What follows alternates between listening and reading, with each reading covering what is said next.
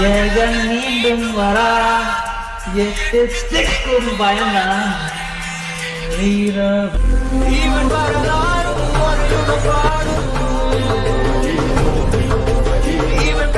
Okay friends, டிஸ்கிரிப்ஷனில் பார்த்தீங்கன்னா download link அப்படிங்கிற மாதிரி ஒரு லிங்க் கொடுத்துருப்பேன். அந்த ஒரு லிங்கை பார்த்தீங்கன்னா கிளிக் பண்ணிங்க அப்படின்னா உங்களோட ப்ரௌசருக்குள்ள பார்த்தீங்கன்னா டேரெக்டாக போகும். அதில் பார்த்தீங்க அப்படின்னா கவாசகி நிஞ்சா Z110 ஆர் அப்படிங்கிற மாதிரி பார்த்தீங்கன்னா போட்டிருக்கும்.